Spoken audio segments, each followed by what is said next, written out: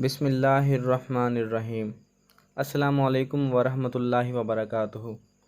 بھلا ایک بات تو بتائیں، دنیا میں ایسی کون سی چیز ہے جس کی وجہ سے ہم اپنے رب کی نافرمانی کر رہے ہیں، جنت کی راحتیں بیچ کر جہنم کا عذاب خرید رہے ہیں؟ ہماری ڈگریاں، کیا یہ ہمیں منکر نکیر سے بچا پائیں گی؟ ہمارا مال جو دنیا میں پیچھے رہ جائے گا، ہماری جوانی جو مٹی کی نظر ہو جائے گی، ہماری اولادیں اور ماں باپ جو روز محشر ہم سے دور بھاگ رہے ہوں گے۔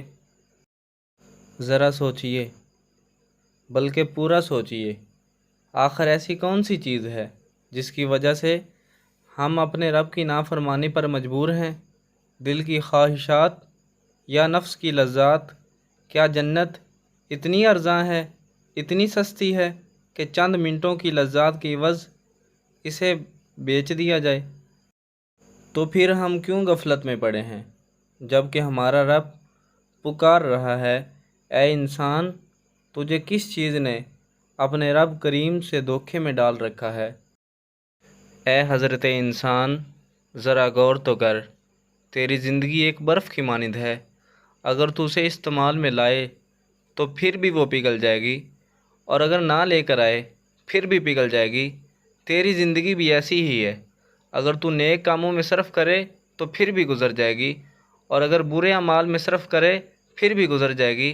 لیکن مزہ تو تب ہے کہ اگر تیری زندگی نیک اعمال میں صرف ہو اور اللہ تعالیٰ قیامت کے دن تجھے بغیر حساب کے جنت میں داخل کر دے۔ نہ جانے ہمیں کس چیز نے اپنی زندگی کے بارے میں دھوکے میں ڈالا ہوا ہے۔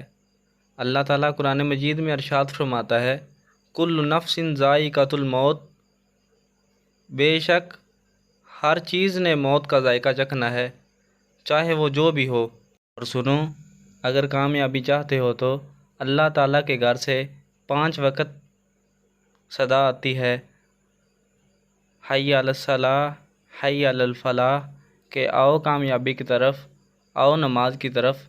علامہ اقبال کا بہت ہی پیارا شعر ہے، وہ ایک سجدہ جسے تو گراں سمجھتا ہے، وہ ایک سجدہ جسے تو گراں سمجھتا ہے، 1000 سجدوں سے دیتا ہے آدمی کو نجات۔ ہمیں ہر وقت اللہ تعالیٰ کا شکر ادا کرنا چاہیے، چاہے وہ ہمیں جس حال میں بھی رکھے۔ یا اللہ، تیرا لاکھ لاکھ شکر ہے کہ تو نے ہمیں انسان بنایا، کہ تو نے ہمیں اشرف المخلوقات بنایا۔ یا اللہ، تیرا لاکھ لاکھ شکر ہے۔ خدا حافظ۔